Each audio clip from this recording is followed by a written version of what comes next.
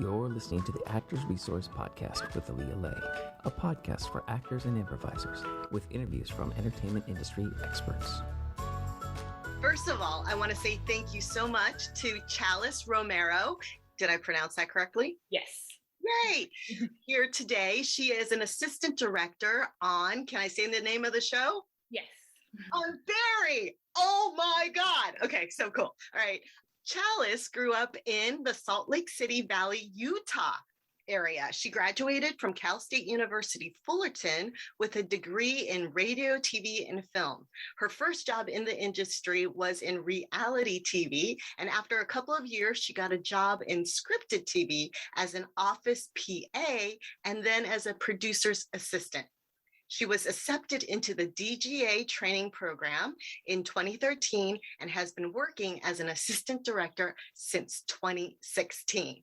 Yay! I just want to say thank you so much, Chalis, for joining us here on the Actors Resource Podcast. It is so great to have you here. My pleasure. This is just success stories and just however you want to start sharing your experience on how you got to where you started and how you got to where you are now would be amazing. And I'll intersperse questions in between here and there. All right. Well, growing up, television was a huge part of my life. I would sit on my bed doing homework, watching Xena was like my childhood hero. And I always said I wanted to start my own business or something. And it was my mom who said, well, you really, you should look into television and that, because that's where you're so interested in, having a mom tell their child, to go into television and this industry overall is probably not a very common thing, especially, growing up in Utah and not having anybody in the industry to go and get advice or whatever from. But so I came out here. I had a uncle that lived in Orange County. And my sister moved out here a year before I did, when I graduated high school. So I went to Cal State Fullerton, went to the radio, TV, film program, but it was more of a commuter school. Mm-hmm. So it was a very general degree. But once I graduated, I had no idea how people got into the industry.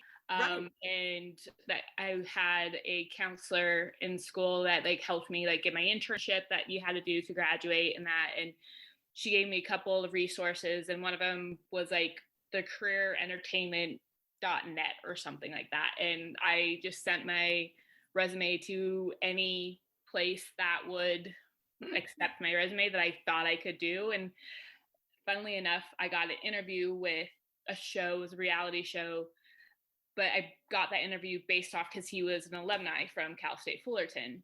Mm-hmm. And he actually gave my resume to somebody else who I interviewed with. And it was a show called Celebrity Duets, which was, again, a reality show. And funnily enough, Lucy Lawless, who plays Xena, the whole reason why I got into this industry, was a contestant on that show. That's so crazy. Yeah. So my first job in the industry was on this show, and I got to work with my childhood hero. That is so cool.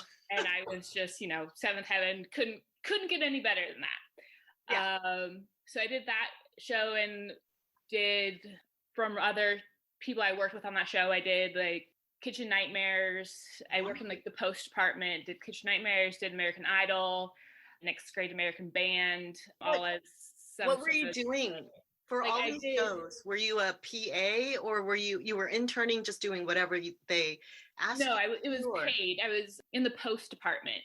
In the post. Okay. So you were on Kitchen Nightmares, I was responsible for all the tapes that got sent, keeping track of all the tapes. And then at one point I was the clearance coordinator. So I'd have to watch literally second by second of every episode to make sure we had clearances for all these people that were in the restaurant and literally log it. It was so monotonous. And if we even if I'd already seen the person before, I had a list every time we saw the faces And if we didn't, and make sure we had their clearance. And if we didn't have their clearance, then I had to like mark the time of it so that they needed to blur the faces out. So that was so not what I was wanting to do. So I did that for Kitchen Nightmares. And then when I did American Idol for a little bit, and it was 2008, I believe, it was during the writer's strike. Wow. And I have no interest in reality TV. It's not not why I wanted to get into this industry. So towards the tail end of the writer's strike, I quit American Idol right before it started, because as soon as the writer's strike ended, I was going to try and get into scripted television, which is, again, what I really wanted to do.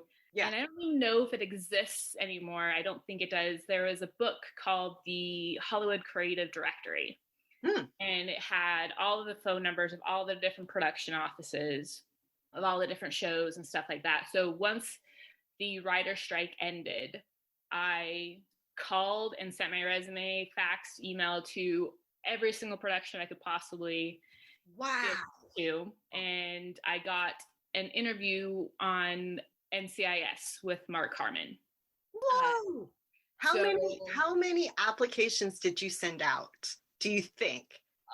It was so long ago. 25, 30, probably, you know, like maybe even more. You know, I got a couple of responses, but not like definitely maybe only like 2 or 3 responses. Okay. But I went and interviewed for the office PA position on NCIS because they had someone not come back after the writer's strike. Okay. And I had no idea what people did on like who was responsible for what. So I just was excited to get my foot in the door. Yes. Pretty much what I told them is like, I'm here to learn as much as I possibly can. And I think that's what got me the job, is because I didn't really want to be a writer, don't have that talent, didn't want to be an actor, not really, totally behind the scenes type of person.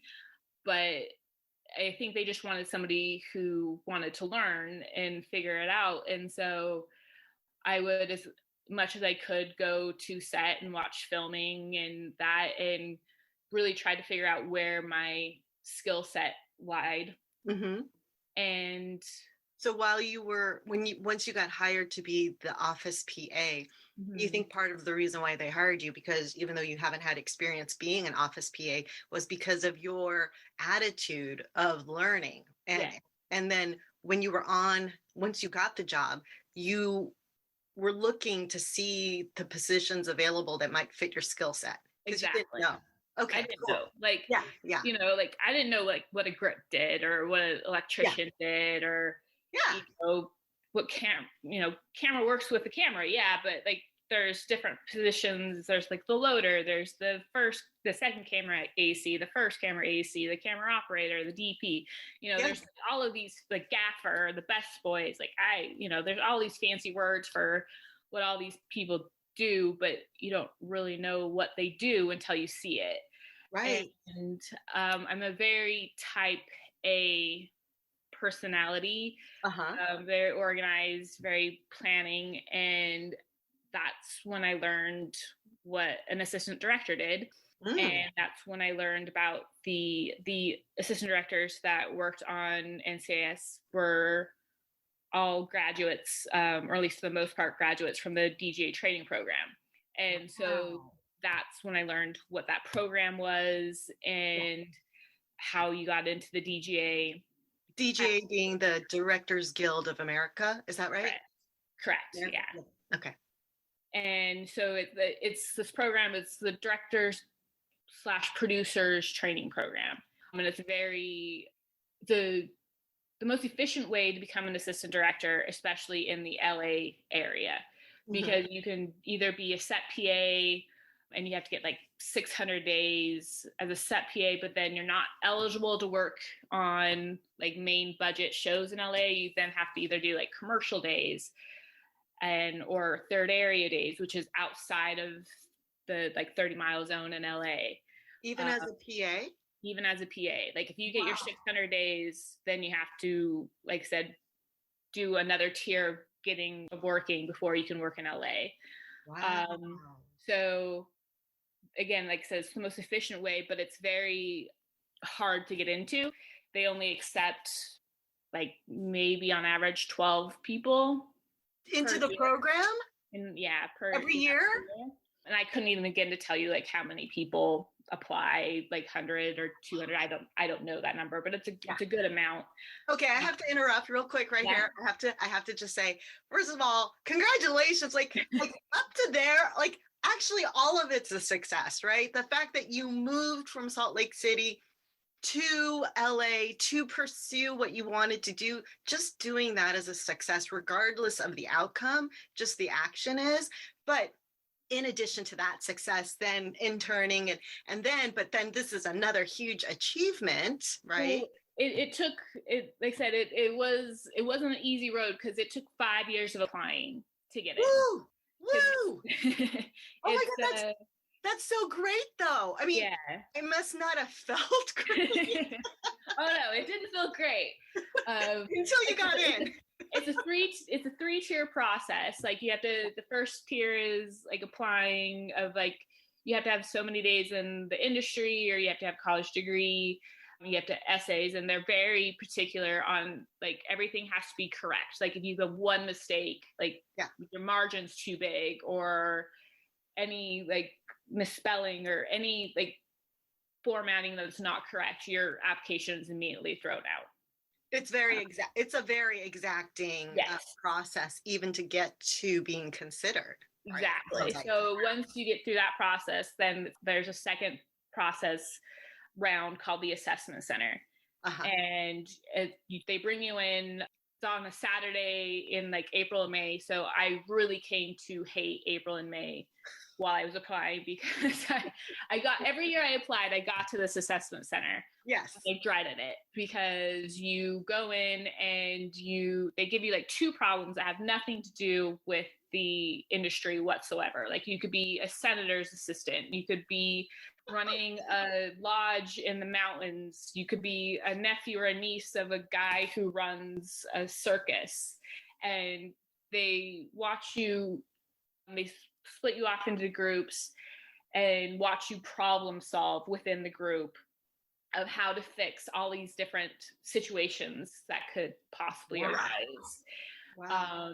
And then like after they like 2 different problems, so you do those 2 different things for like X amount of time, and then after you do those problems, then they like kick you out of the room, and then they bring you in individually to see how you thought you did and how you thought the group did, and like who else you would bring from the group to the next round, or who you wouldn't bring in. Like, so it's pretty like kind of a little cutthroat, because you're like, oh, this person wasn't great, but this person was great, you know, and it's kind of a hard, tricky line to do. And it's all like, to me, it's a luck of the draw, like who you get paired with, like if you can outshine them or make a little bit better, or if they're just, you know, they're just better and they, you know, they look better than you do. So, or like just have better presence or whatever. Wow. So that's the second round. That is intense. So at the end of the day, at the end of that day, after the end of that Saturday, you'll find out if you made it to the final round. And so it wasn't until the 5th year that I made it to the final round. And I think I finally I was over it, because I'd been working on the NCIS the entire time I've been going through this process.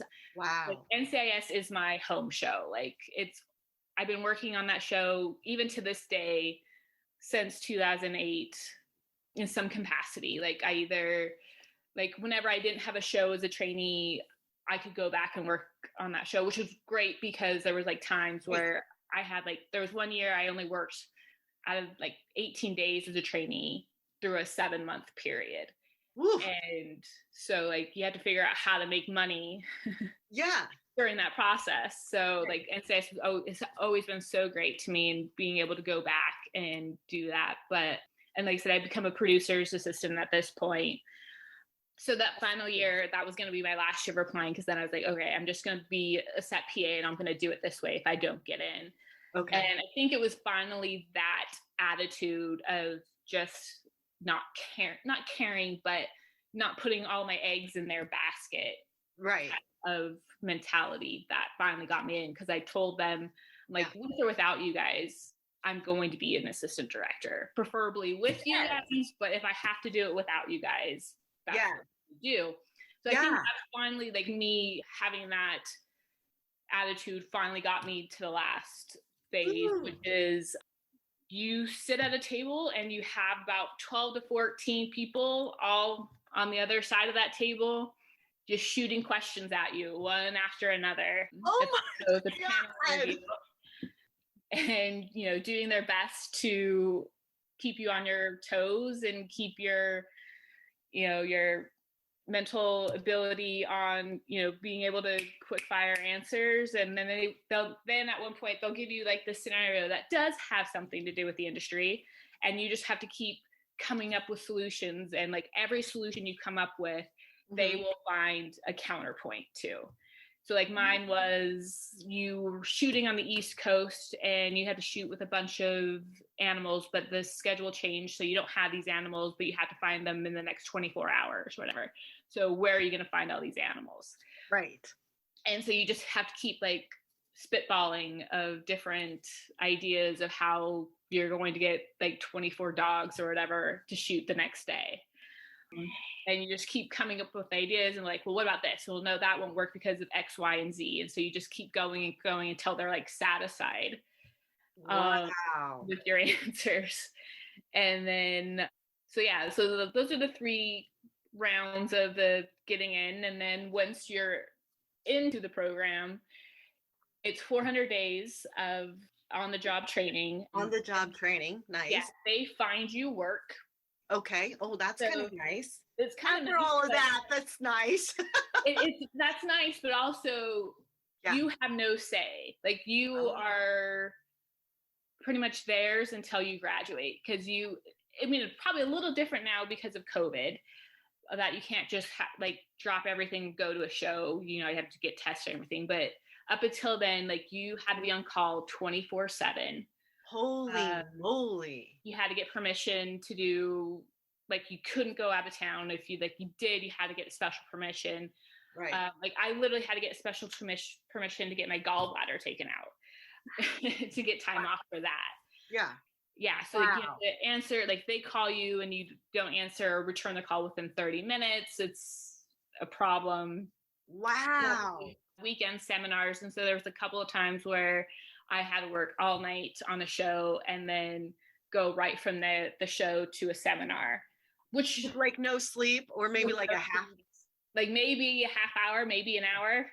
Jesus. And you'd go and do the seminars, and some of the seminars are really extremely helpful, because really with the program, they teach you all of the union rules and like SAG rules and IATSE rules, which is very beneficial, because to this day, like I will point out like, well, you can't do this because, you know, the union rule is this or whatever. I'm like, oh yeah, you're a trainee, you know that. Yeah. You know, and so, you know, it definitely has its perks for that, but it's definitely like a grueling thing. Like I said, and you have no say where you get to go. So sometimes you get a really great show and sometimes you get not such a great show, and you just have to deal with it. And you're like maybe on the show for 50, 60 days. Wow. And then, you know, then you get replaced and go to another show. And sometimes there's a show for you to go to. Sometimes there's not a show for you to go to. I literally had a time where they called me at like 3 p.m. on a Friday that I was going to go to New Mexico for 4 months. And at 8 a.m. the next morning, I was on a plane. Holy moly. And I had to figure out my life in the, like, not even 24 hours. Whoa. Animals and stuff like that, figure that out in, like, this again, less than 24 hours to figure out what I was going to do for the next 4 months. Wow. Did they find you a place? Did they book the air flight? Did they do any of that? Like it, they like it was all the production's responsibility. You know, they did the flight, they did, like, I stayed at a hotel or whatever, but, you know, but my they handled that part, but my personal life is all up to me of what I had to figure out. And who's going to take care of your pets, who's going to cook your place, who's going to water your plants, take your mail. Exactly. So that's 400 days of training, and I graduated in 2016. And they always want like your last, like I said, they find everything for you except for your last project. They really push for you to use all the contacts you made throughout your time for that to go and try and find someone to hire you for your last gig. And so that the point is, when you get this last gig, once you hit your 400th day, that they hire you as an assistant director. Wow. For the next day. Now, who does the actual hiring? Like, is it the studio? It's the show? Okay. Yeah. And the producers, the producers and the UPN do it. So I got like really lucky because, like I said, NCIS had been extremely supportive, like I said, even up till now. And so I was able to approach them, and because NCIS doesn't have PAs. Or trainees anymore. They are strictly ADs. So even when I was, like I said, my last year of applying, they let me split my time between being a set PA and the producer's assistant so that I could try and start getting some days that way, which was extremely generous of them. But so they allowed me to go back for my last show as a trainee, and I graduated on NCIS as a DGA trainee, which was extremely great because, again, it's my family essentially there. So it was really great to be able to share that moment with them. Yes. And like I said, since 2016, been able to find other work on my own and through other people I've worked with, but I still go back whenever I can. NCIS. So that is so cool. I'm noticing the time. Are you still good? Or yeah. Okay, good. A rant of great. No. Oh my God. No, that was so enlightening and so inspiring because of the persistence and the persistence and determination to get in and making that decision that regardless of the outcome with the DGA, that you are still going to be an assistant director regardless. That's happening. I love that. And then you did get in, and then the persistence and oh my God, the sacrifice too, that you had to, like, if you're on a show where you maybe wasn't one of the better shows, 60 days where you're just, I got to get through this. I mean, I think that is so compelling because I don't know about a lot of people, but I know sometimes we don't see all of that, right? We only just see the final product at this moment, which is, woo, an assistant director on Barry, but we don't know years of rejection, right? Double rejection because you get in, but then you go in again, and it's like, I mean, and all the rejection isn't just for actors alone. So I mean, that is so good to know, I think, and inspiring. So, anyway, so and I love that you made that. It was so great that NCIS was so supportive, you know. I got really lucky. Yeah. That is so cool. So then, you did your last gig through DGA with NCIS, graduated. Congratulations. Yeah. I wonder how many people don't. But so then what did you do? Then you had to find. Yes. And then it's up to me to find work. And again, that's like a whole point of the training program and then bouncing you around is that you building connections and contacts so that once you are graduated, you can find your own work. So I think I finished out the season of NCIS that year, 2016.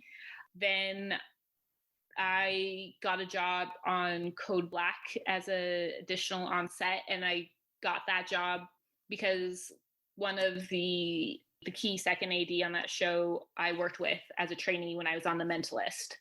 So she had reached out because she saw my availability on the DGA website. Yeah. So she reached out, and so that was, again, how one way the DGA training program worked in my favor is somebody I had worked with as a trainee reached out. I got that job, which was a very that's a very hard show to be on, just because it's such a big show. Yeah. They have like 100 people background on average a day, because it's just supposed to be, LA hospital, over max capacity. So I went from there. Then I was lucky enough and I got on Veep. So I did. Woo, Veep! Wow. I actually did the last 2 seasons of Veep, which was such a great experience. That show definitely keeps you on your toes, because they were constantly rewriting and changing things even on the day, but such a great cast and great crew to work with, producers that I still work with. So I did Veep. Then after Veep, I did the first season of Barry. Woo! Yeah. So again, and I got that interview again through somebody I had worked with as a trainee. Did Barry. Then I did a show called Shut Eye for Hulu, which is, again, I got another through somebody I'd worked with as a trainee. Yeah. And then I got a second job on the HBO show Room 104. Which it's a anthology show by the Duplass brothers. Which takes place in a hotel room, and it's different story, different cast every episode. So that was a very interesting show, because it was just very off the wall storylines, and you're just like, we're doing what? We're having an animatronic gorilla? Okay. Or the next day be like, we're making a jungle in a hotel room. Okay. So, very off the wall episodes. Then where did I go? Room 104. Then I've done Netflix shows with the producers from Veep, where I did Wine Country with Amy Poehler, which was so I great. saw that one. I love that. Oh my God. Yeah, that was a lot of fun. All the actresses on that show were so much fun. Then I think, again, from there, I went and did last season of Veep. I did Perry Mason, which was such a great show. Yeah. One of the best casts I've ever worked with. And that was from the producers. I got the show from the producers of Barry. I did the last season of Agents of S.H.I.E.L.D., which was a dream come true, being the total nerd that I am, getting to work in the Marvel world. Yeah. And made some great friends on that show. Then Perry Mason, I was supposed to go to the final season this next season of Barry, but then COVID shut us down literally like 2 weeks before we were supposed to start shooting. Yeah. So that was interesting. Yeah. But when we came back, I did a Peacock show called Rutherford Falls, which was, again, producers from Veep and Wine Country. And then... So at this point, for you, Chalis, at this point, you're no longer interviewing. The producers from the previous shows just check to see if you're available, and they just call you in. Is that correct?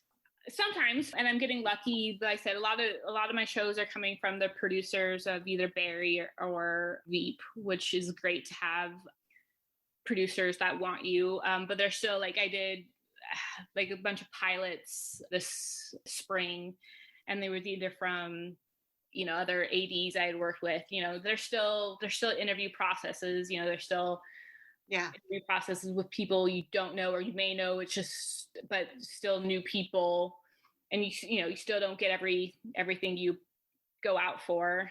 Yeah. But but you do get and I did the reboot. They're rebooting CSI, and I got that someone reached out to me about that because they saw my name on a list of somewhere and they knew somebody I'd worked with. Yeah. And so I got to do the reboot of CSI before Barry, and made some, lifelong friends, hopefully, on that one.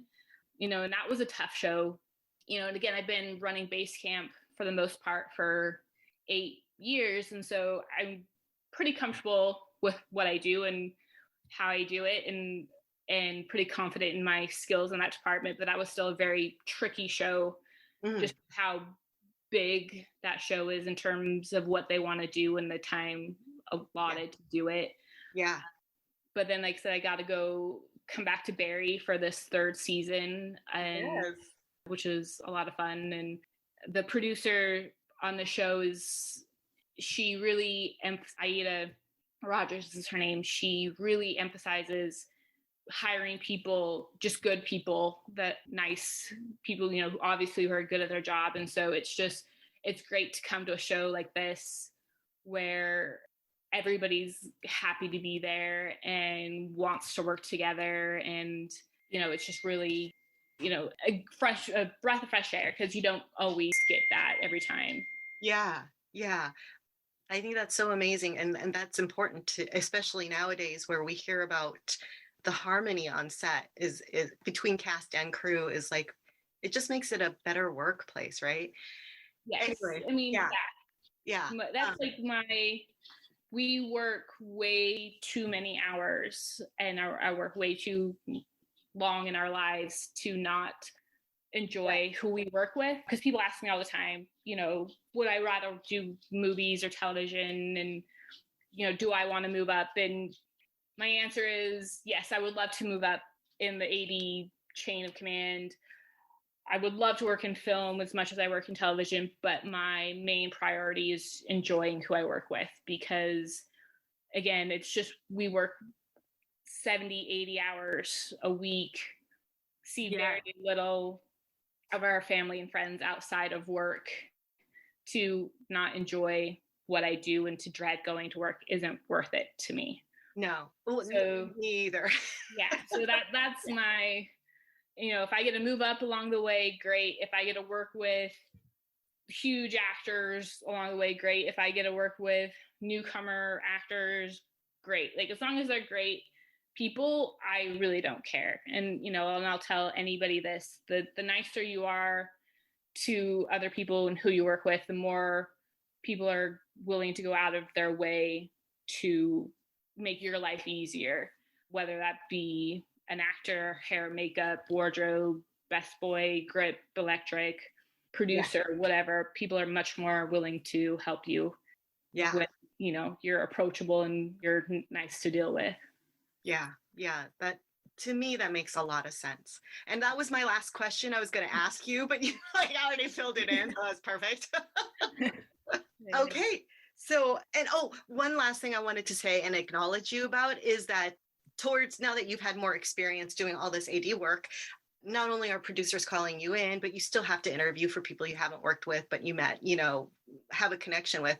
But I just want to acknowledge you, because these producers would not be calling you back if you didn't know what you were doing. If you weren't doing a great job, they wouldn't be calling you back. So I just wanted to acknowledge you for that too. Thanks.